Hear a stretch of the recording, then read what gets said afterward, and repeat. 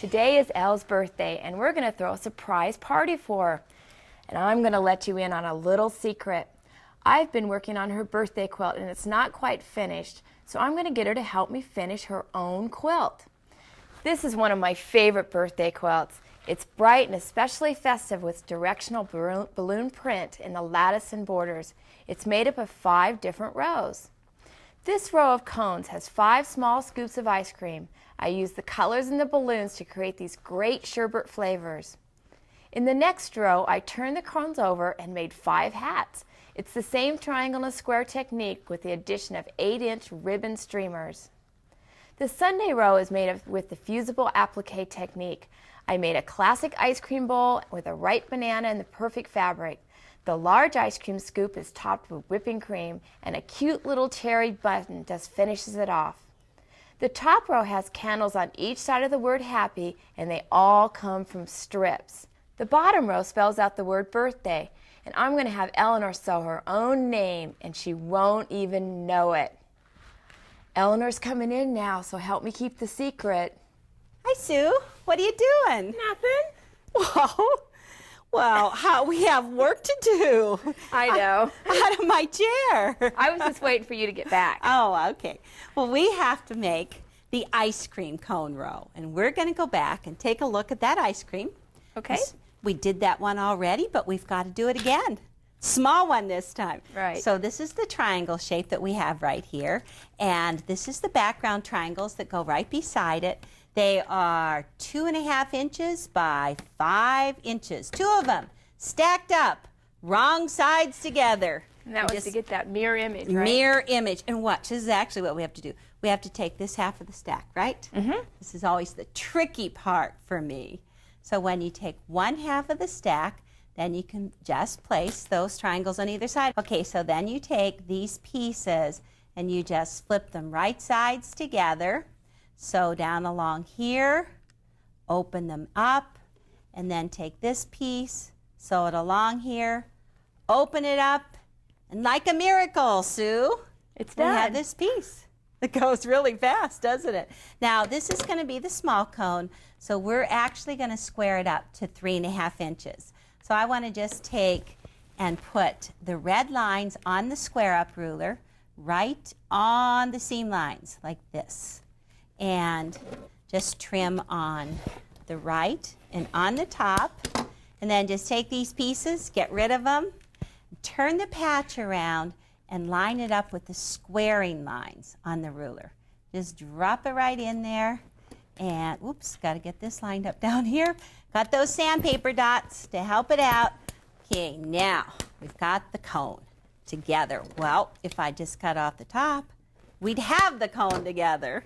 Okay, so now let's just put that right in here because we need to add some background triangles. But before I tell you what they are, I want to show you the ice cream, the 100% ice cream, because this is the scoop sewn right on the fusible interfacing. It's the dotted fusible side against the fabric, the right side of the fabric, and actually it's sewn on the line. And you know what, Sue?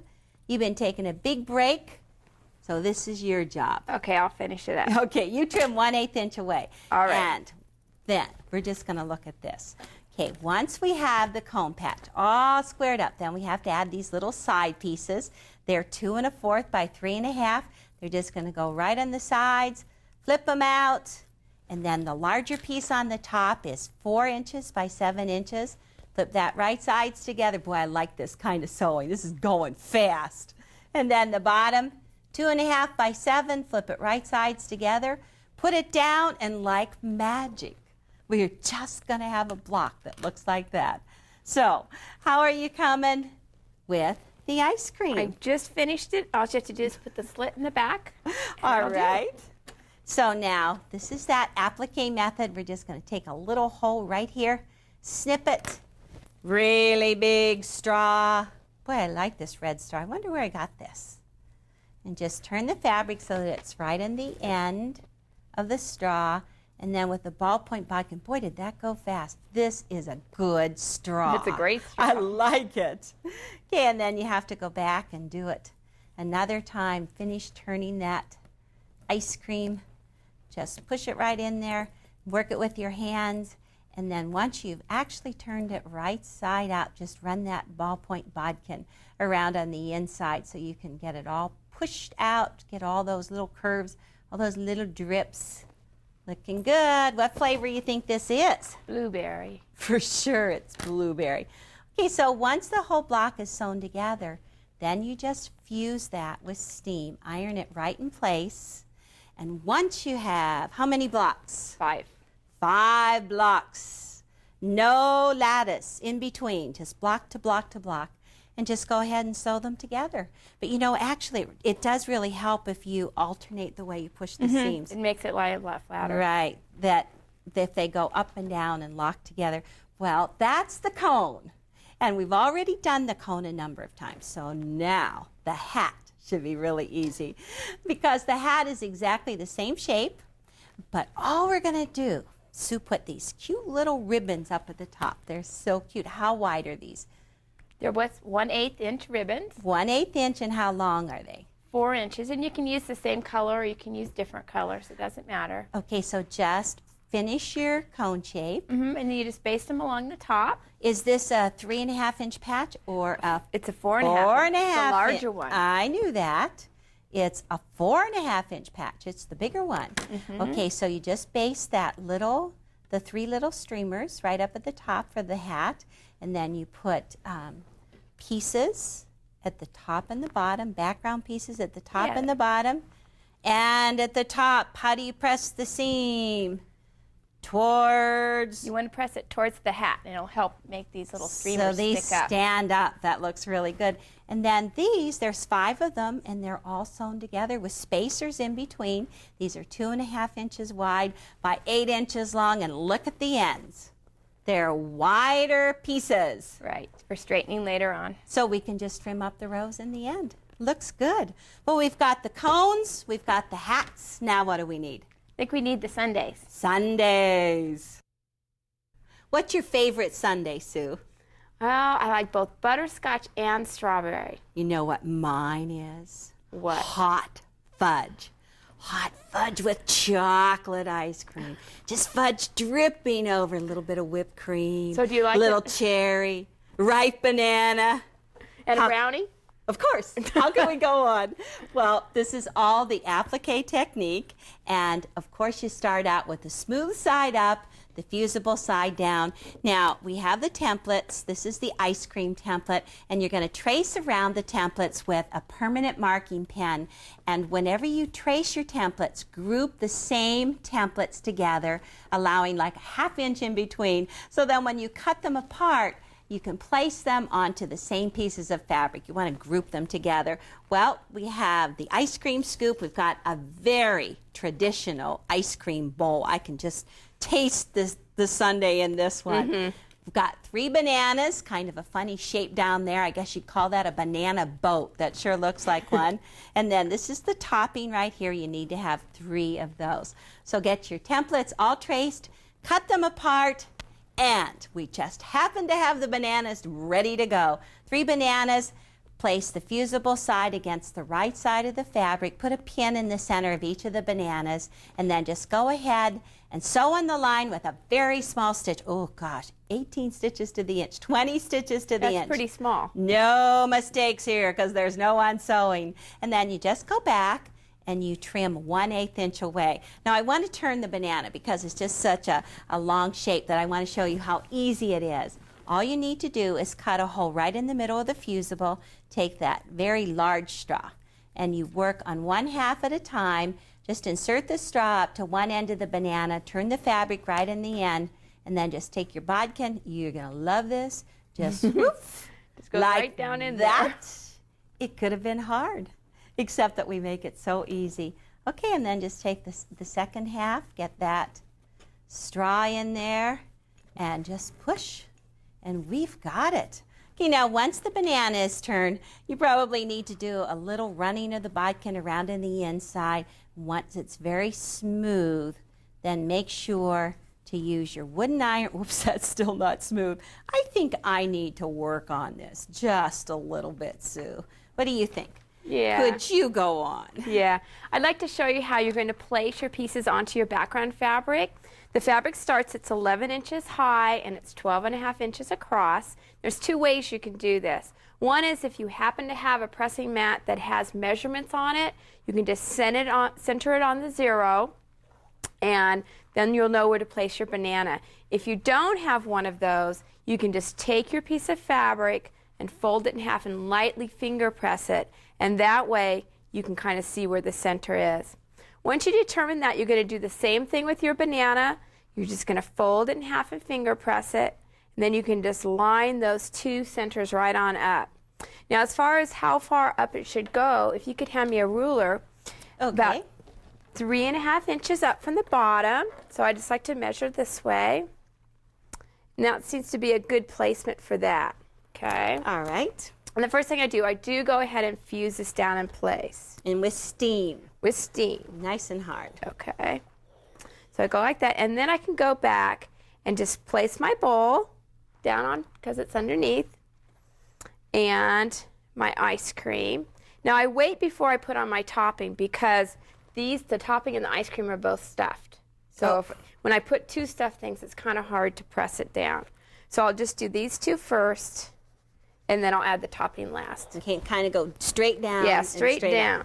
Because you don't want to have it kind of curve up under the iron. It'll get stuck. So there's one. This iron's really hot, so it's great. Okay. And the topping. And then the topping. Okay. And then I just turn the whole thing open and lightly press it from the back just to make sure that it's stuck all the way around. So it looks pretty good. Great. And now you can just take it and applique it the way you want. Now, is it that the right size, or do you square it up a little bit smaller? Yeah, you do. Once you get the applique done, and the stitching sometimes has a tendency to pull it in, you're going to square it up to 10.5 by 11.5. But not till after you do the stitching. Until after you do the stitching. Okay. So let's look at the stitching, because you could do invisible thread and the blind hem stitch, or you could use a blanket stitch and matching thread, just so right around there, or you could do by hand. By hand. Take those 3 blocks, sew them together into one row like this, and we are ready to go on. Yep. I need to have 55 candles on my birthday cake this year, Sue. Well, you better be careful you don't burn your face when you blow them out. Oh, you're right. Well, how about 6? That will do. Much better. These are the candles for the birthday wall hanging, and you need to have 3 different fabrics. You're going to make 2 candles alike out of each one of them. They are 1 1/4 inches by 3.5 inches long, and then the background fabric on the top is also 1 1/4 inches wide by only 2.5 inches long. So I have the 3 fabrics for the 3 different ones. Just going to flip the background fabric right sides together, stack them up, and sew that seam. Now, actually this time, we're using a scant 1/4 inch seam because there's so much pressing, so many folds, so many seams. I think a scant 1/4 is good, don't you, Sue? Yeah. So all I did was take the needle position and I moved it 1 to the right. And so actually 3.5 is the center position on this machine. So now it's at 4.0. And it's a perfect scant 1/4. All right, Sue. Now you're going to take and you get the pressing job. All right. Yeah, I'm going to press these, but first I'm going to set the seams with the candles on top. And then I'll just open it up so the seam allowance will go right underneath the candle. Perfect. Perfect. Okay. Now you're going to take these candles, cut them apart, separate them, and arrange them with a 1.5 inch strip in between each one of them. Now they should measure approximately 5.5 inches tall. The strip's in the middle of them, and then on the outside edge, let's see right here, the one that will be in the middle towards the word happy, put a 2 inch wide strip, and then down on the opposite end, the outside edge, put a strip that's 3 inches wide. So we're actually doing a mirror image of the 2 sets of candles. Now, do you have the letters? Yeah, I have a letter all ready for you to sew. Okay. So I'll just give them to you in pairs. Okay, so they're already right sides together. Now, what's the width of strip? I use a 1.5 inch strip, And then we just cut varying lengths of those to make all the different letters. Okay, and it's still a scant quarter? Mm-hmm. Okay, I've got a scant quarter. And what letter are we making? We're making an E. Okay, we're making an E, but there's no E in happy birthday. I know that, but I really need an E, don't I? I don't know, do you? Yeah, I do. Okay. I need an E. All right. So I'm just going to press these apart again, and I'm just going to make the seam allowance go underneath the color of the letter. Okay, and There's that's the going to be a one. rule. Mm-hmm. And you can sew those together. Okay, so take this piece and just flip it right sides together to it. Mm-hmm. All right. So this is pretty mystifying here, Sue. Just what we're doing. Well, I thought an E would be good practice. An E is good practice. And E is for excellence. Excellence in quilting. Yes. Okay, set the seam, and the seam is towards The letter fabric. the letter. Yeah. Okay, now. Okay, and this will be your final one. Okay, in a way, this reminds me of an E, somewhat. It's getting there. Okay, doesn't have as much flair as the E in my own name, but that's okay. Old boring E. Okay, set the seam, press it. Open. Okay, so then there's just one more, and it would be great if this one were at least as long as all of the other 5 pieces, huh? And is it? It is. It's good. But you Good. could sliver trim if you needed to, huh? Okay, flip it right sides together. Now, it's probably best to sew with all the seams on the top. Yeah, so you make sure they don't flip back. All right, so let me line this up, and I'm going to get this, for whatever reason, E done. Line up the opposite end. You can always just stretch a little bit. Go over those seams. Might be a little crooked. You can Looks always good. sliver trim, that's fine. Okay, so Okay. that's the E. You're going to set the seam. And just do that final pressing. You get a really nice E. That looks good. Now, do you have the word happy, which I we do. need? I do have it. And that's all ready to go, so you can just lay it Okay, out. these are all the single letters. The 2-inch strip is right in the middle. We're going to just put the H. Let's just slide it over here. The H. We're going to leave a little space for another spacer, 1.5 inch A. And we've got 2 P's. Let's see, right here. And the last letter, a Y. And that's going to go right up against there. Okay, we have here's the the spacers. spacers. Okay. So these are also 1.5 inches by 5.5 inches, right in between. They almost look like they're sewn with the seams. Okay, so we're just going to sew those into one long unit, and on the top, Here we go. oh, we already have. Well, how about let's look at the flame. So this is the whole word all together. And then on the top and on the bottom of the word, we have a strip. And what width is that 2-inch strip. A 2-inch strip. Would you like to know how to do the flame? Yep, I would. The flame would be very useful, especially since I have a whole stack of them right here. But the flame is also with the non-woven fusible interfacing. Just draw a little teardrop on the fusible interfacing, place it right sides together with the fabric, the fusible side with the right side of the fabric. Sew on the line with that tiny stitch. This is all review, Sue. And then just cut off that little tip. Now this guy is so tiny that it really needs just a little straw. So I'm just going to insert the little straw right into the hole. Take the ballpoint bodkin, turn it right side out. And this is actually a time that you need to do it twice. Let's just put it right here. Push it in there. Whoops.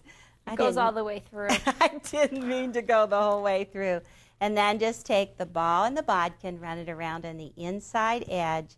And this needs a little bit sharper of a point.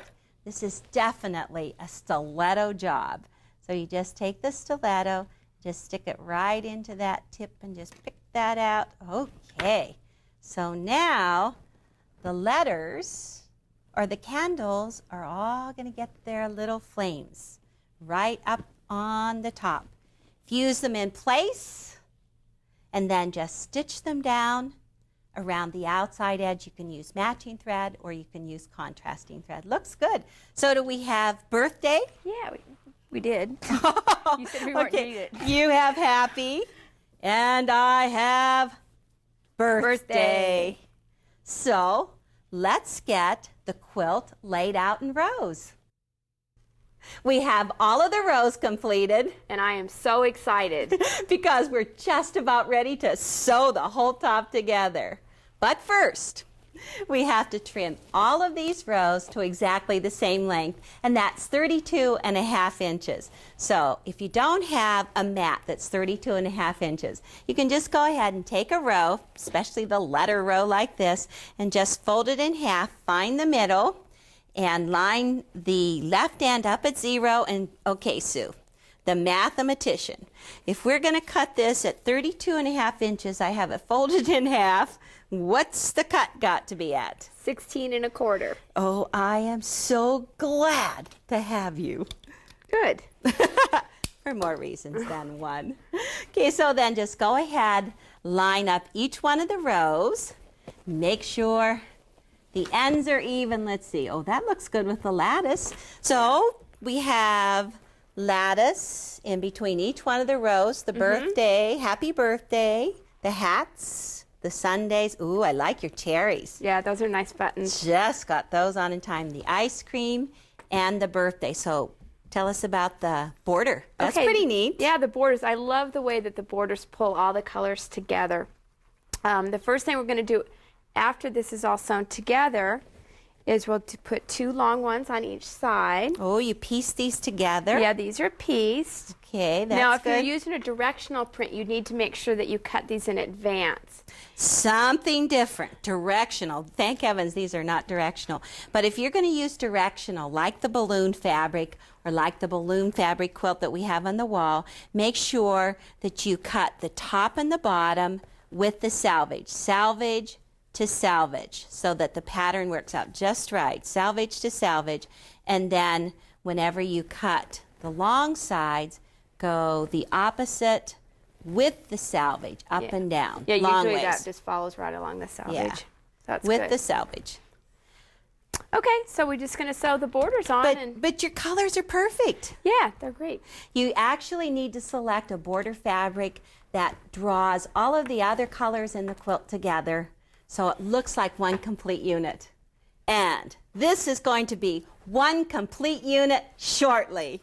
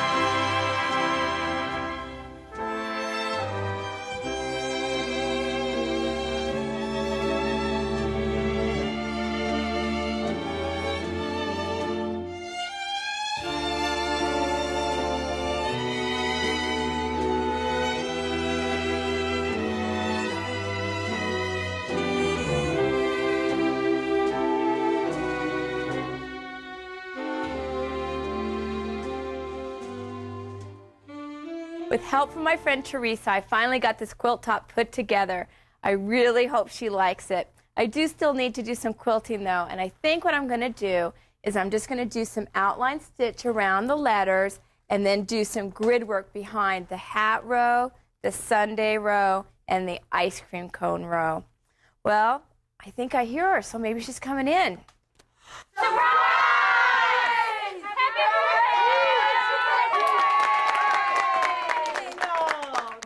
this is my quilt, This huh? is your quilt. That we've been working on. So now I know what to do with the E. Yeah, I really did need it. You needed it. It is great. Well, thank you for coming to my birthday party.